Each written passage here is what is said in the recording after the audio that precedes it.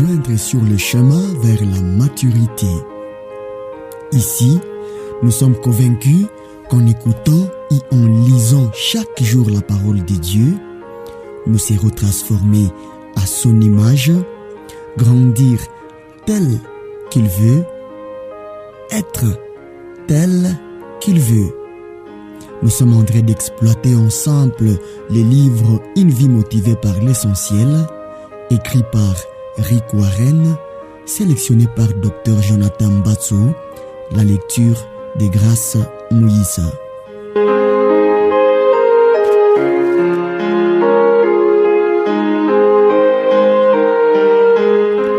Nous sommes au 40e jour, 40e chapitre, vivre avec un objectif.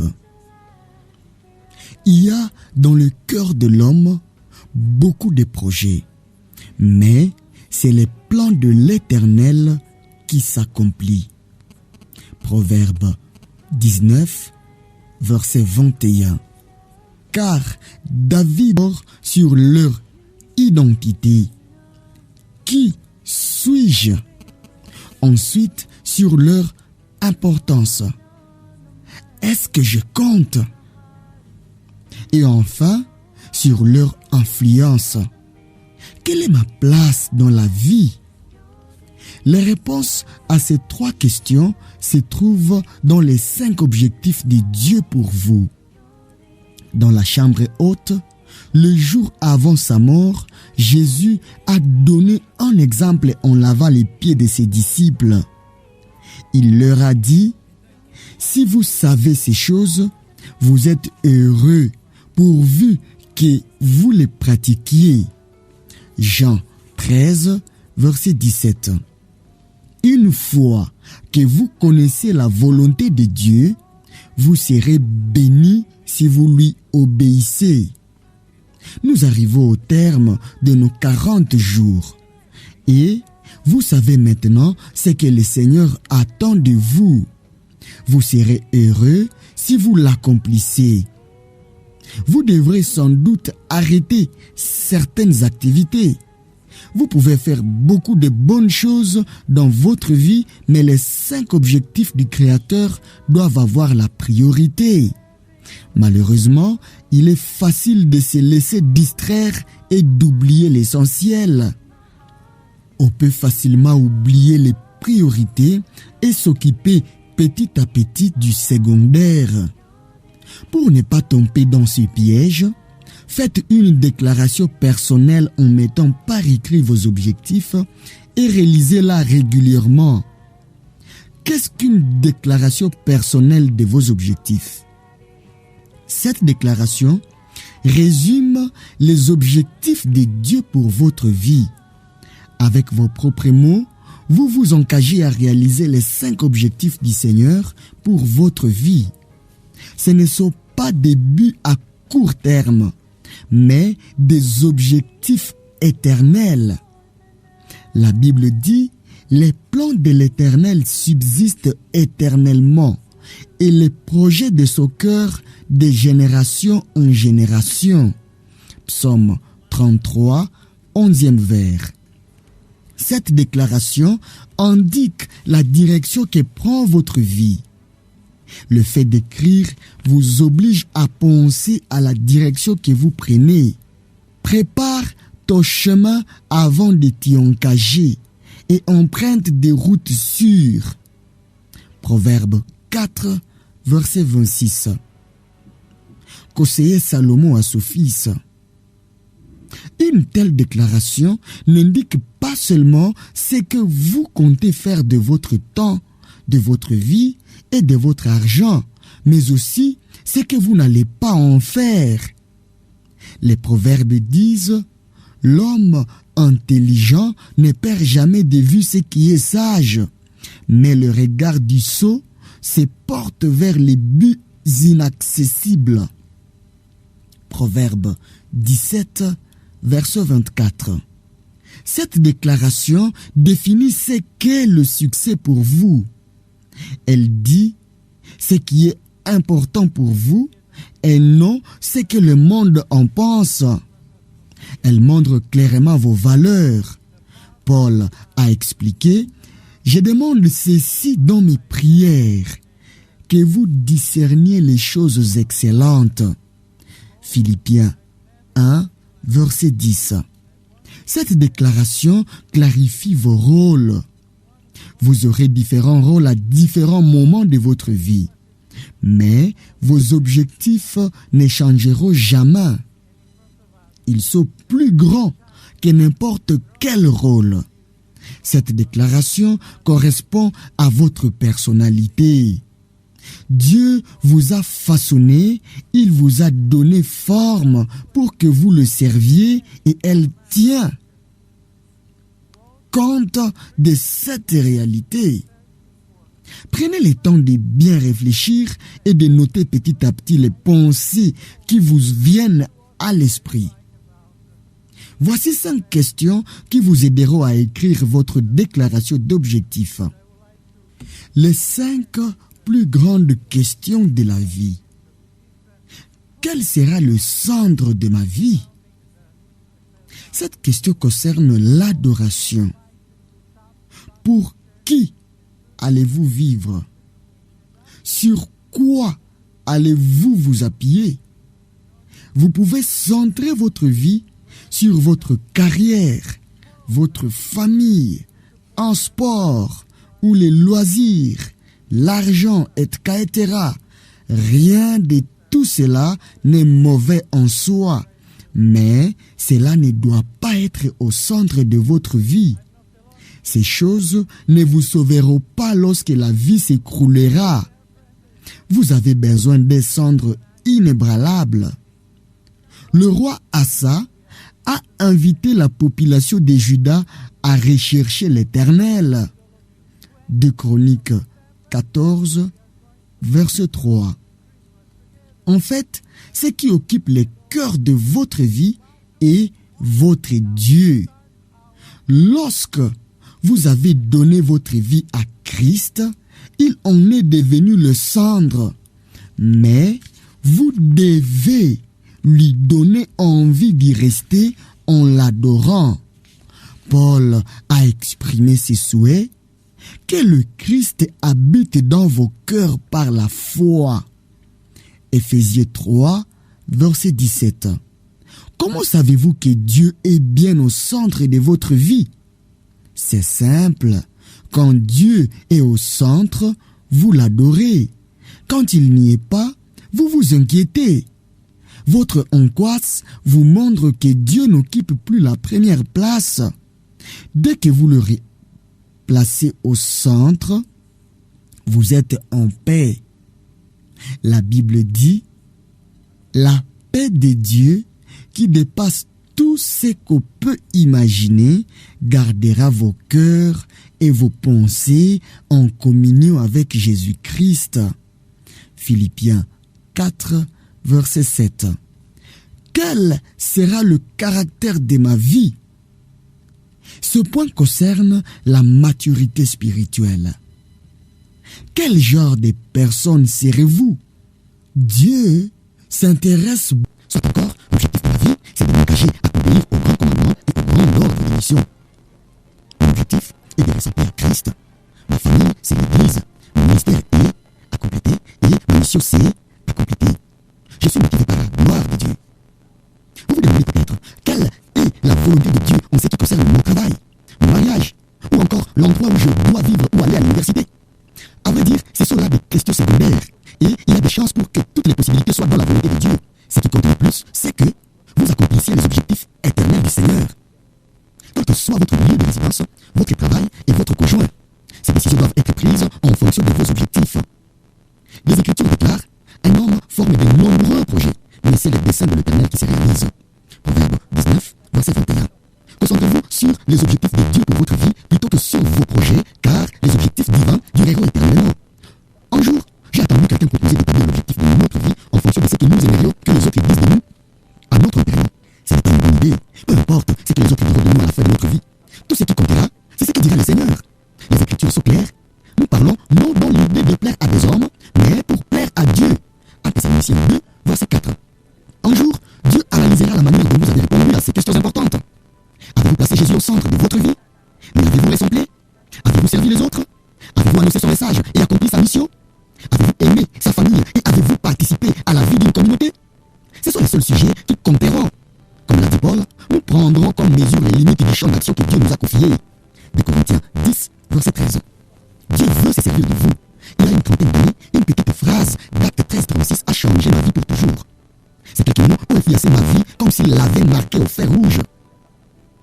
David a, en ce temps, contribué à l'accomplissement du plan de Dieu. J'ai compris pourquoi le Seigneur le désignait comme un homme selon son cœur. Acte 13, verset 22. Il a consacré sa vie à accomplir les objectifs de Dieu ici-bas. J'ai pris pour qu'à ma mort, on puisse dire que j'ai contribué en montant à l'accomplissement du plan de Dieu et qu'on puisse dire la même chose à votre sujet. Cette phrase résume une vie réussie. Vous accomplissez les objectifs éternels de Dieu en un temps limité. C'est une vie vraiment motivée par l'essentiel. Ni les générations passées, ni les générations futures ne peuvent accomplir ces objectifs de votre génération. Vous seul le pouvez. Comme Esther, Dieu vous a créé pour un temps comme celui-ci. Esther 4, verset 14. Dieu cherche encore des hommes et des femmes prêts à le servir. La Bible dit, l'Éternel parcourt toute la terre du regard pour soutenir ceux dont le cœur lui est attaché, sans réserve. De Chroniques 16, verset 9. Allez-vous être celui que le Seigneur peut utiliser? Contribuerez-vous à accomplir le plan de Dieu? Paul a vécu une vie motivée par l'essentiel. Il a expliqué, je cours, les yeux fixés sur le but. Je suis semblable au boxeur qui ne frappe pas au hasard. De Corinthiens 9, verset 26. Sa seule raison de vivre était d'accomplir les objectifs que Dieu lui avait fixés. Il disait, en effet, Christ est ma vie, et mourir représente un gain. Philippiens 1, verset 21. Paul n'avait pas peur de vivre ni de mourir, puisque dans les deux cas, il accomplirait les objectifs divins. Il gagnerait donc à coup sûr. Un jour, l'histoire se terminera. L'éternité durera toujours. William Kelly a dit, l'avenir sera aussi merveilleux que les promesses de Dieu. Lorsque vous avez la peine à accomplir vos objectifs, ne vous découragez pas. Rappelez-vous que vous recevrez une récompense éternelle comme le garantit la parole de Dieu. En effet, nos détresses présentes sont passagères et légères par rapport au poids insurpassable de gloire éternelle qu'elle nous prépare. De Corinthiens 4, verset 17. Imaginez le jour où nous nous tiendrons tous devant le trône de Dieu. Nous lui présenterons notre vie, le cœur débordant de reconnaissance et de louange à Christ. Ensemble, nous dirons, Seigneur, notre Dieu, tu es digne de recevoir la gloire, l'honneur et la puissance, car c'est toi qui as créé toutes choses. Elles sont venues à l'existence parce que tu l'as voulu. Apocalypse 4, verset 11. Oui, nous le verrons pour ce plan et nous vivrons éternellement pour accomplir ses objectifs.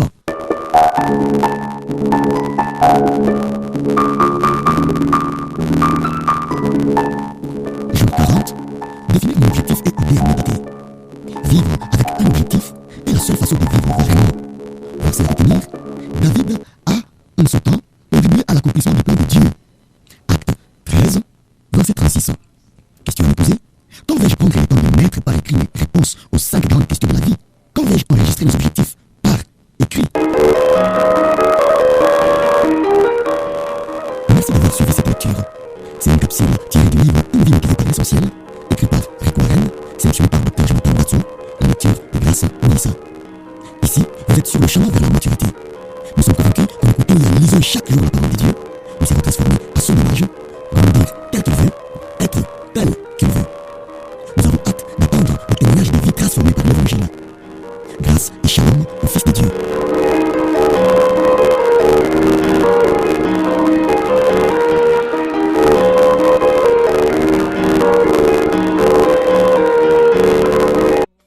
Ne pas adopter la déclaration de Josué, moi et ma maison, nous servirons l'Éternel. Josué 24, verset 15. Évidemment, notre vie doit faire la démonstration du message que nous annonçons. Avant de croire à la Bible, la plupart de nos croyants veulent s'assurer que nous sommes crédibles. C'est pourquoi la Bible dit « Menez une vie digne de l'évangile de Christ ». Philippiens 1, 27. Quelle sera ma communauté? Il s'agit ici de la communion fraternelle. Comment montrerez-vous votre engagement envers les autres croyants et vos liens avec la famille de Dieu? Comment obéirez-vous au commandement d'entraide mutuelle? Dans quelle communauté irez-vous pour servir activement? Avec le temps, vous aimerez toujours plus le corps de Christ et vous serez prêts à vous sacrifier pour lui. La Bible dit, Christ a aimé l'Église et s'est livré lui-même pour elle. Éphésiens 5, verset 25. Ajoutez une expression de votre amour pour l'Église dans votre déclaration. Cherchez les textes bibliques qui parlent de ces questions et notez les références. Il vous faudra peut-être des semaines ou des mois pour écrire la déclaration définitive de vos objectifs. Priez à ce sujet, parlez-en à des amis et réfléchissez au sens des Écritures. Plus tard, vous y apporterez encore des petits changements car le Seigneur vous aidera à mieux discerner votre personnalité spirituelle. En plus de votre déclaration, il sera utile d'avoir une devise plus courte qui résume vos 5 objectifs et qui soit facile à retenir. Ainsi, vous pourrez la citer tous les jours.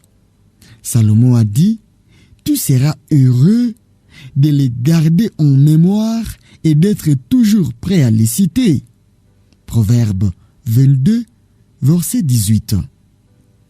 Voici quelques exemples. L'objectif de ma vie consiste à adorer sincèrement Christ, à les servir selon ma personnalité, à être en communion avec les autres croyants, à chercher à avoir son caractère et à accomplir sa mission dans le monde afin qu'il soit glorifié.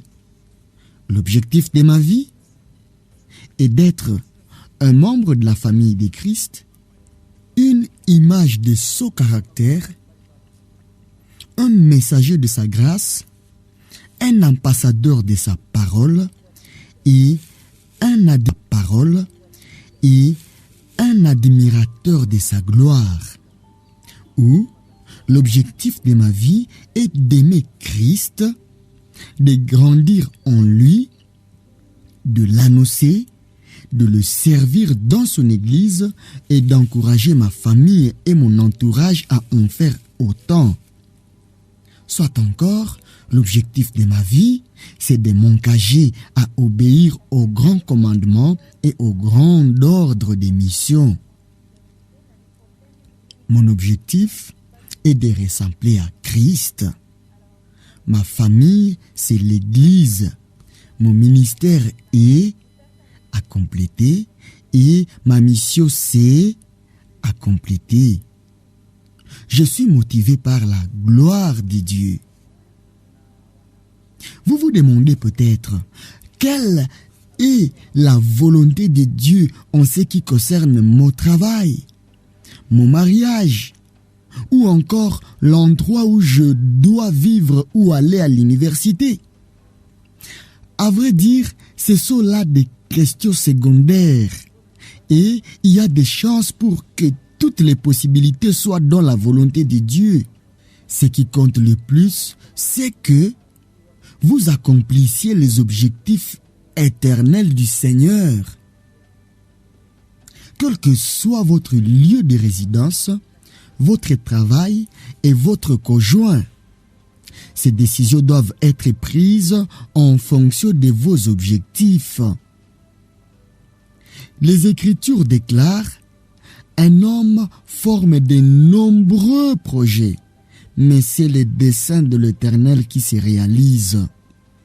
Proverbe 19, verset 21. Concentrez-vous sur les objectifs de Dieu pour votre vie plutôt que sur vos projets, car les objectifs divins dureront éternellement. Un jour, j'ai entendu quelqu'un proposer d'établir l'objectif de notre vie en fonction de ce que nous aimerions que les autres disent de nous à notre enterrement. Ce n'est pas une bonne idée. Peu importe ce que les autres diront de nous à la fin de notre vie. Tout ce qui comptera, c'est ce que dira le Seigneur. Les Écritures sont claires. Nous parlons non dans l'idée de plaire à des hommes, mais pour plaire à Dieu. 1 Thessaloniciens 2, verset 4. Un jour, Dieu analysera la manière dont vous avez répondu à ces questions importantes. Avez-vous placé Jésus au centre de votre vie? Lui avez-vous ressemblé? Avez-vous servi les autres? Avez-vous annoncé son message et accompli sa mission? Avez-vous aimé sa famille et avez-vous participé à la vie d'une communauté? Ce sont les seuls sujets qui compteront. Comme l'a dit Paul, nous prendrons comme mesure les limites du champ d'action que Dieu nous a confié. 2 Corinthiens 10, verset 13. Dieu veut se servir de vous. Il y a une trentaine d'années, une petite phrase d'Acte 13, 36 a changé ma vie pour toujours. Ces quelques mots ont influencé ma vie comme s'ils l'avaient marqué au fer rouge. David a, en ce temps, contribué à l'accomplissement du plan de Dieu. J'ai compris pourquoi le Seigneur le désignait comme un homme selon son cœur. Acte 13, verset 22. Il a consacré sa vie à accomplir les objectifs de Dieu ici-bas. J'ai pris pour qu'à ma mort, on puisse dire que j'ai contribué en mon temps à l'accomplissement du plan de Dieu et qu'on puisse dire la même chose à votre sujet. Cette phrase résume une vie réussie. Vous accomplissez les objectifs éternels de Dieu dans un temps limité. C'est une vie vraiment motivée par l'essentiel. Ni les générations passées, ni les générations futures ne peuvent accomplir ces objectifs dans votre génération. Vous seul le pouvez. Comme Esther, Dieu vous a créé pour un temps comme celui-ci. Esther 4, verset 14. Dieu cherche encore des hommes et des femmes prêts à les servir. La Bible dit, l'Éternel parcourt toute la terre du regard pour soutenir ceux dont le cœur lui est attaché, sans réserve. 2 Chroniques 16, verset 9. Allez-vous être celui que le Seigneur peut utiliser? Contribuerez-vous à accomplir le plan de Dieu? Paul a vécu une vie motivée par l'essentiel. Il a expliqué, « Je cours, les yeux fixés sur le but. Je suis semblable au boxeur qui ne frappe pas au hasard. » 1 Corinthiens 9, verset 26. Sa seule raison de vivre était d'accomplir les objectifs que Dieu lui avait fixés. Il disait, en fait, Christ est ma vie et mourir représente un gain. Philippiens 1, verset 21. Paul n'avait pas peur de vivre ni de mourir, puisque dans les deux cas, il accomplirait les objectifs divins. Il gagnerait donc à coup sûr. Un jour, l'histoire se terminera, mais l'éternité durera toujours. William Carey a dit, « L'avenir sera aussi merveilleux que les promesses de Dieu. » Lorsque vous avez de la peine à accomplir vos objectifs, ne vous découragez pas. Rappelez-vous que vous recevrez une récompense éternelle comme le garantit la parole de Dieu. En effet, nos détresses présentes sont passagères et légères par rapport au poids insurpassable de gloire éternelle qu'elle nous prépare. 2 Corinthiens 4, verset 17. Imaginez les jours où nous nous tiendrons tous devant le trône de Dieu. Nous lui présenterons notre vie le cœur débordant de reconnaissance et de louange à Christ.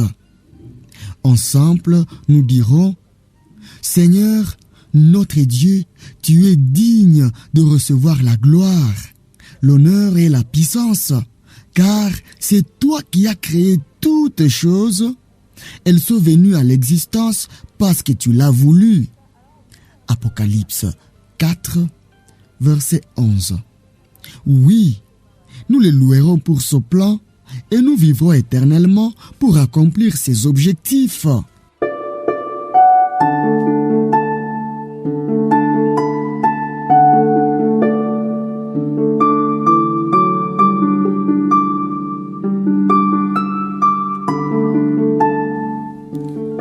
Jour 40.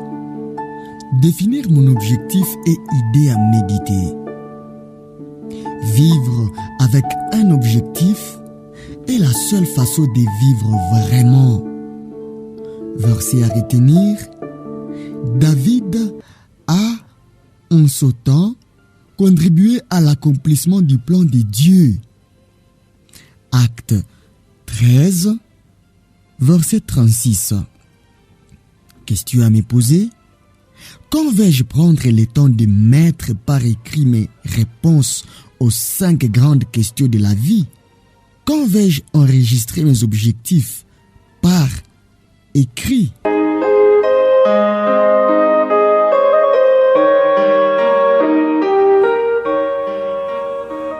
Merci d'avoir suivi cette lecture. C'est une capsule tirée du livre Une vie motivée par l'essentiel, écrit par Rick Warren, sélectionné par Dr Jonathan Batso, la lecture de Grâce Mouissa. Ici, vous êtes sur le chemin vers la maturité. Nous sommes convaincus qu'en écoutant et en lisant chaque jour la parole de Dieu, nous serons transformés à son image, grandir tel qu'il veut, être tel qu'il veut. Nous avons hâte d'attendre des témoignages des vies transformées par l'Évangile. Grâce et shalom au Fils de Dieu.